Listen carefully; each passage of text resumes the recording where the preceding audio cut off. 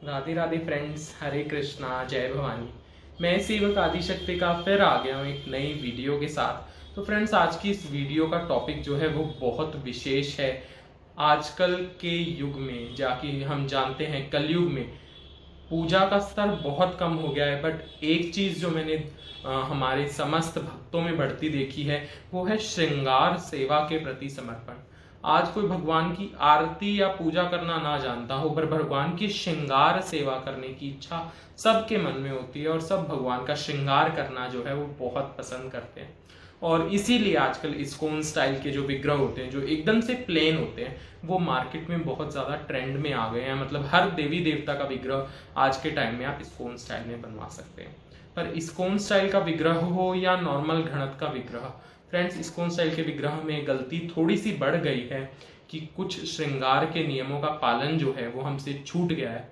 कुछ श्रृंगार के विशेष नियम होते हैं देवियों के, माँ दुर्गा, माँ काली, माँ सरस्वती, माता महालक्ष्मी, माता पार्वती, माता सीता, अर्थात जो समस्त सुहागन देवियां हैं हमारी, जो सुहाग का प्रतीक मानी जाती हैं, उन देवियों के श्रृंगार में हम सब एक बहुत बड़ी गलती जो है करते आए हैं इस्कॉन स्टाइल के विग्रह में ज्यादातर। और कुछ हद तक आप कह सकते हैं, अगर आपके पास घड़त वाला मार्बल का विग्रह भी है तो भी आप ये जो है वीडियो पूरी देखें, क्योंकि इसमें मैं आपको बताने वाला हूं कि क्या गलतियां हमसे हो रही हैं उनके श्रृंगार में, जो अभी तक मेरे हिसाब से अभी तक की डेट में किसी भी यूट्यूबर ने नहीं पकड़ी है। और जो श्रृंगार सिखाते हैं वो भी अभी तक श्रृंगार वीडियोस में ये चीज कर कर नहीं दिखाई है किसी ने भी। तो इस वीडियो को प्लीज पूरा एंड तक देखें ताकि आपसे एक भी बारीकी ना छूट जाए, क्योंकि ये सभी देवियों जिनके नाम मैंने आपको बताए, माँ दुर्गा रूप से मैं उन्हें सबको जो है संबोधित करूंगा, आगे देवी दुर्गा के नाम से ही संबोधित करूंगा। तो देवी दुर्गा, पार्वती, काली, लक्ष्मी, सरस्वती, सीता, इन सभी देवियों के ये श्रृंगार के नियम हैं। तो प्लीज वीडियो को ध्यान से देखें। आप में से कुछ कहेंगे मेरे पास इनमें से कोई भी देवी श्रृंगार रूप में नहीं है। हाँ जी, हमारे यहाँ कुल देवी की ही विग्रह को रखा, कुल देवी की ही फोटो को रखा जाता है और उन्हीं का विधिवत पूजन किया जाता है। पर जैसा आप लोग मेरे नाम से जानते हैं, सेवक आदि शक्ति का, अर्थात सेवक आदि शक्ति का मेरी इष्ट देवी माँ आदिशक्ति, माँ दुर्गा ही है। तो मैं उनके श्रृंगार के सभी नियम को विस्तृत रूप से जानता हूँ। और मैं जब भी अपने होम टाउन जाता हूँ भिवानी, वहाँ पर एक मंदिर है, वहाँ पर मैं देवी जी का जाकर खुद श्रृंगार भी करता हूँ। मुझे वहाँ के जो घर की तरह ही है फ्रेंड्स वो मंदिर, तो वहाँ पर मुझे परमिशन भी दे दी जाती है। तो अब मैं आपको बता दूं कि आपको क्या नियमों का पालन करना। सर्वप्रथम फ्रेंड्स, स्नान से मैं शुरू करता हूँ। इस्कॉन स्टाइल का विग्रह अगर आप देवी जी का लेते हैं तो फ्रेंड्स, काफी लोग पेंट के साथ लेते हैं, काफी लोग बिना पेंट के लेते हैं। पर मैं आपको एक बात बता दूं, वो जगत माता हैं, वो माता के स्वरूप में है। माता के निर्वस्त्र दर्शन की आज्ञा किसी को भी नहीं होती है। तो आप लोगों ने इस्कॉन स्टाइल का विग्रह अगर लिया है तो उस पर माँ के अंडर गारमेंट्स जो होते हैं, जो उनके निज वस्त्र बनाए जाते हैं, जो उनके वस्त्र मूर्ति पर पेंट किए जाते हैं, वो पेंट जरूर करा लें। अगर घड़त वाला विग्रह है तो आपके ऑलरेडी वस्त्र बने हुए हैं, आपको इस पॉइंट की जरूरत नहीं है। पर उनके वस्त्र जरूर बनवा लें, ताकि जब भी आप उनका स्नान करा रहे हैं या श्रृंगार करा रहे हैं तो आप उन्हें निर्वस्त्र रूप में कभी भी ना देखें। राधा कृष्ण जी भी हैं, अगर सभी देवी देवताओं के अलावा कोई भी देवी देवता, मेरे आपसे पर्सनल सजेशन है कि आप प्लीज उनके जो है निज वस्त्र पेंट करा कर रखें। अब बात आती है देवी दुर्गा, क्योंकि एक सुहागन है और बाकी देवियां जो मैंने बताई सभी सुहागन है, तो सुहागन का स्नान जो है वो आपने वस्त्रों में ही कराना है। निर्वस्त्र स्नान किसी को भी नहीं करना चाहिए जलाशय में, तो पर आपको अपने हाथ से देवी देवताओं को निर्वस्त्र स्नान नहीं कराना चाहिए। तो आप माँ दुर्गा की या बाकी देवियों की जो मैंने नाम बता चुका हूँ, उन देवियों की आप एक ड्रेस अलग से कॉटन की प्लेन बनवा लें। कॉटन की ड्रेस आप खुद बना लें प्लेन, और जब भी उनका स्नान कराएं आप, अगर आपने राधा कृष्ण जी का जन्माष्टमी स्नान देखा हो तो मैंने उनके लिए भी एक ड्रेस बनाई हुई है जो मैंने उस वीडियो में दिखाई है, तो आप वो देख सकते हैं। आप उनकी प्लेन कॉटन की ड्रेस बना लें प्रॉपर, उनके पेंटेड निज वस्त्रों पे आप वो ड्रेस पहनाएं और उसके बाद ही उन्हें स्नान कराएं। तो ये उनके स्नान की उचित विधि तभी होगी। प्रॉपर ड्रेस पहनाई हुई नहीं, आपने कोई कपड़ा बांध दिया, एक प्रॉपर ड्रेस उनके स्नान के लिए बनवा ली। अब बात आती है एक वस्त्र में गड़बड़ मैंने और देखी है। हाँ, मैंने पिछले नवरात्रे में इंस्टाग्राम पर पब्लिक फीड में देखी थी। हमारे कुछ भक्तों ने माँ का ब्रह्मचारिणी स्वरूप तैयार करने का दूसरे नवरात्रे पर बहुत अच्छा प्रयास किया था, पर उसमें एक गलती क्या कर दी उन्होंने कि प्लेन व्हाइट कॉटन का जो है माँ को वस्त्र पहना दिया। देखिए, सुहागन स्त्रियों को सफेद प्लेन वस्त्र ना खुद पहनना चाहिए और ना ही सुहागन देवियों को पहनाना चाहिए। प्लेन व्हाइट वस्त्र आप ना पहनाएं, या तो क्रीम पहनाएं, ऑफ व्हाइट पहना ले, या फिर व्हाइट पर रेड बॉर्डर, गोल्डन बॉर्डर या सिल्वर बॉर्डर पहना सकते हैं। व्हाइट रंग से कोई दिक्कत नहीं है, माँ सरस्वती का श्रृंगार भी व्हाइट ही है, पर प्लेन व्हाइट नहीं फ्रेंड्स। आपको उस पर सिल्वर, गोल्डन किसी तरह का वर्क जरूर होना चाहिए। किसी भी तरह का आप लेस या रिबन उसके साथ जरूर लगाएं। प्लेन श्वेत वस्त्र माँ को ना पहनाएं। तो ये वस्त्रों की बात हो गई। अब चलते हैं श्रृंगार की छोटी छोटी चीजों पर। तो मैं जानता हूं अभी तक काफी लोग वीडियो छोड़कर चले गए होंगे, पर मैं आप लोगों को बता दूं कि बहुत जरूरी वीडियो है, प्लीज एंड तक देखें।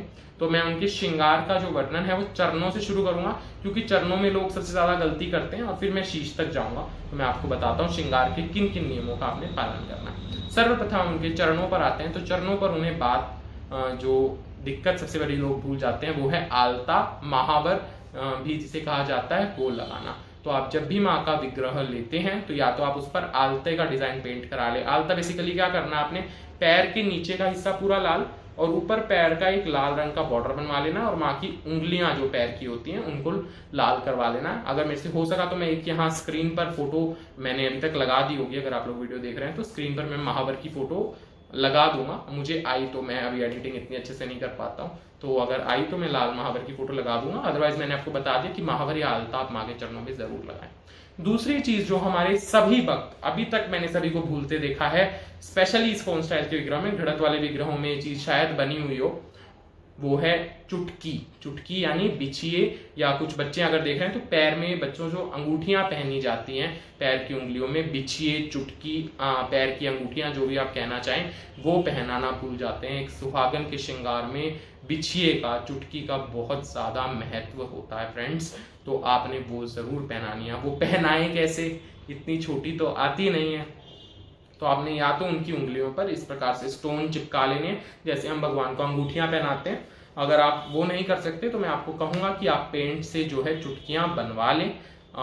एक से ज्यादा पैर में, एक से ज्यादा उंगलियों में बनवाएं, 2 उंगलियों में कम से कम बनवाएं, आप चाहे तो सब में बनवा सकते हैं। तो माँ की चुटकियां जरूर बनवा लें, ये बहुत आवश्यक चीज है श्रृंगार की, और आपको ये नहीं भूलनी चाहिए। तो फ्रेंड्स, चुटकियों का विशेष ध्यान रखें।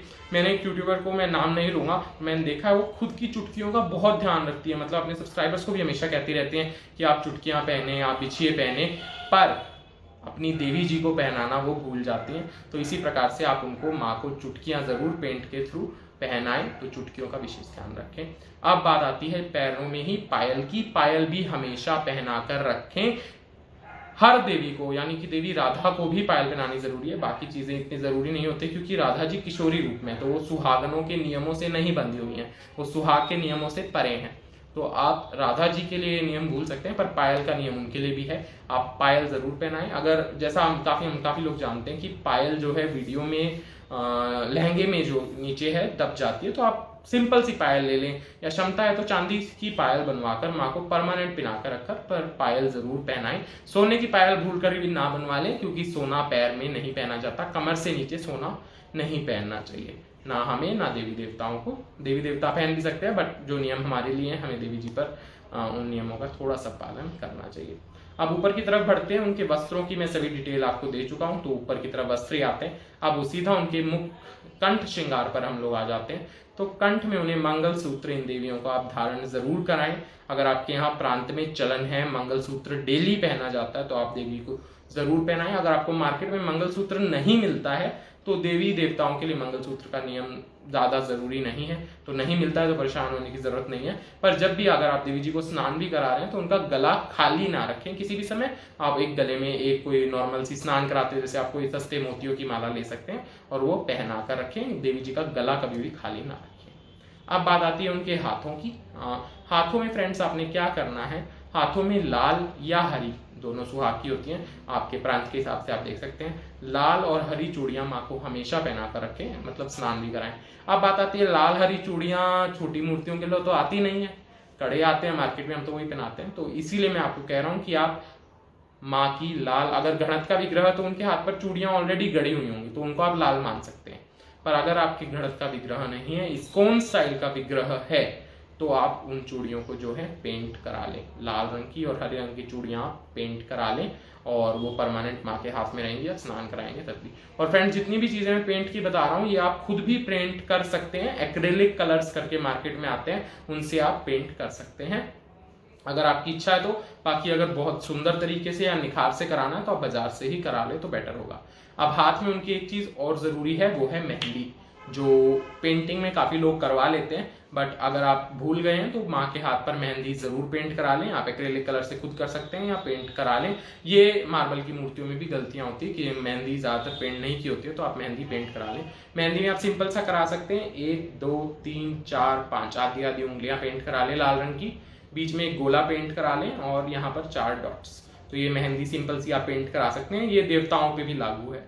और आप चाहें तो कोई अच्छा डिजाइन बनवा सकते हैं अगर आपको कोई अच्छा आर्टिस्ट मिल जाता है। और पीछे माँ के मेहंदी की एक डॉट, यानी लाल रंग की एक डॉट या ब्राउन कलर की, मैरून कलर की एक डॉट जरूर लगवाएं। पीछे जो मेहंदी होती है वो भाई के लिए होती है, और माँ आदि शक्ति के या सभी देवियों के भाई जो हैं श्री हरि नारायण हैं, और माँ सीता के भ्राता जो हैं शिव जी आ जाते हैं, तो यहाँ चंद्रदेव आ जाते हैं। तो आप भाई की मेहंदी भी होती है पीछे की, तो पीछे आप एक गोल बिंदी या मेहंदी हल्की सी जरूर लगा लें। आप चाहें तो पीछे भी कोई अच्छा सा डिजाइन, अगर आपको पता हो, आप लेडी हैं तो आपको पता ही होगा, तो आप डलवा सकते हैं। तो फ्रेंड्स, अभी तक आप देख सकते हैं, अगर जो जुड़े हुए हैं बहुत अच्छी बात है, आपने काफ़ी नई चीज़ें सीखी होंगी।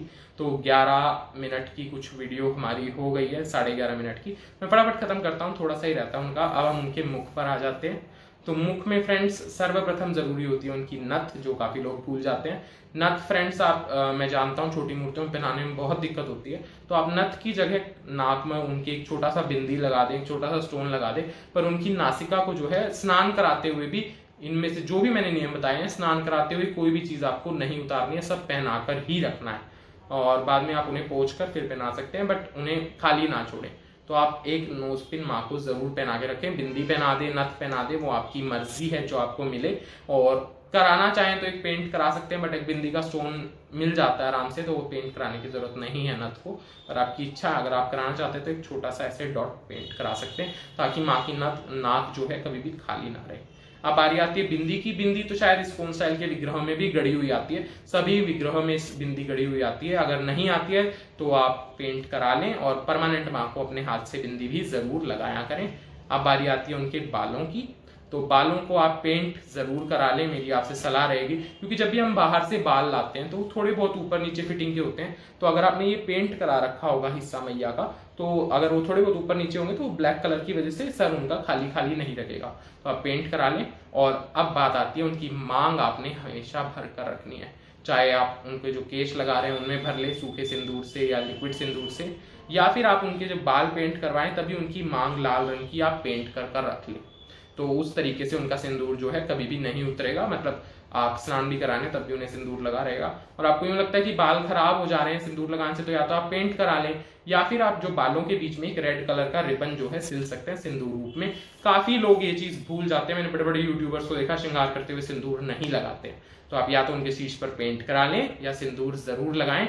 सिंदूर तो आप लोग जानते हैं सुहाग में कितना जरूरी होता है। अब बारी आती है उनके केश में, और भी डिटेल्स हैं, केश पर ही 2-3 डिटेल्स हैं।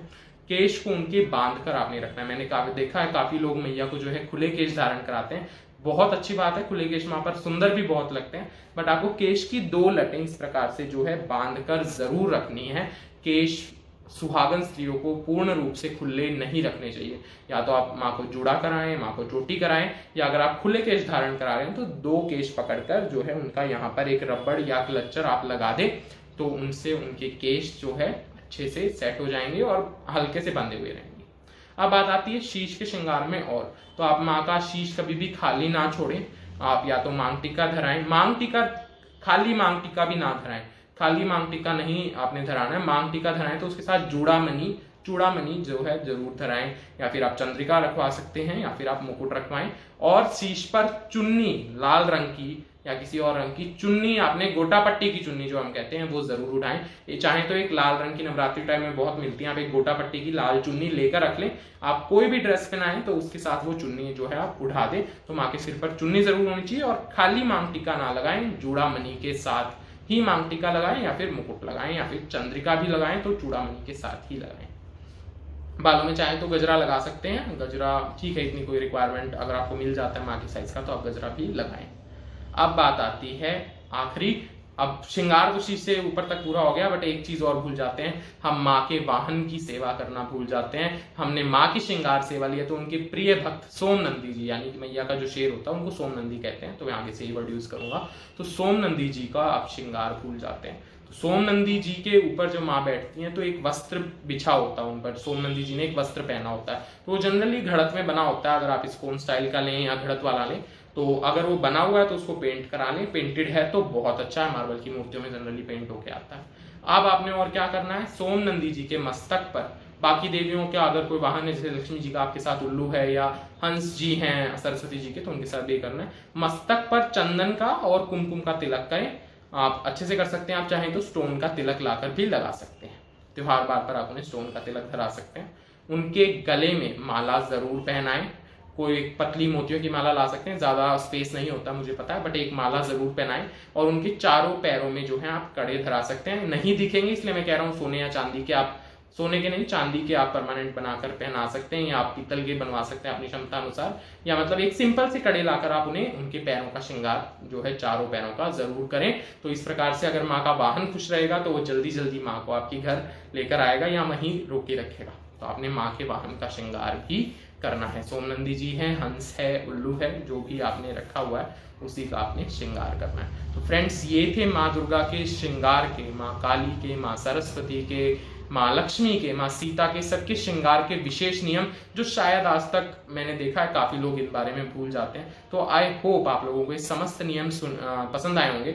अगर आपको ये नियम सच्ची में समझ आए हैं और आपको लगता है कि अभी तक हमसे श्रृंगार में गलती हुई थी, तो अब नवरात्र आने वाले हैं तो ये गलतियां ठीक कर लें, और मुझे कमेंट कर जरूर बताएं कि भैया थैंक यू, आपने बहुत अच्छी इन्फॉर्मेशन दी, हमें इस बारे में नहीं पता था। और अगर मेरा काम पसंद आ रहा है तो चैनल को सब्सक्राइब करना ना भूलें। ऐसे ही नव दुर्गा के एक एक श्रृंगार के वर्णन की नवरात्रि में हर दिन से मैं 2-3 दिन पहले डालने की कोशिश करूंगा। नव दुर्गा का समस्त श्रृंगार, बाल कैसे रखने हैं, मस्तक पर क्या धराना है, माला किस प्रकार की धरानी है, सब कुछ मैं एक एक कर हर नव दुर्गा का वीडियो बनाने वाला हूं। तो वो वीडियोस पाने के लिए भी चैनल को सब्सक्राइब करें। लेटेस्ट इन्फॉर्मेशन, पिक्स और अपडेट्स के लिए मुझे इंस्टाग्राम पर ज्वाइन करना ना भूलें। अगर ये वीडियो पसंद आई है तो वीडियो को लाइक कर दें, फ्रेंड्स और फैमिली के साथ शेयर कर दें जो अभी तक एक गलती करके आए हैं या उन्हें श्रृंगार के नियम नहीं पता, ताकि सभी को पता चले सकें। वीडियो थोड़ा लंबा हो गया है तो सॉरी, और आप लोगों के काम का ही है तो बहुत अच्छी बात है। तो मिलते हैं अगली वीडियो में। इंस्टाग्राम पे ज्वाइन करना ना भूलें, चैनल को सब्सक्राइब करना ना भूलें। राधे राधे, हरे कृष्णा, जय भवानी।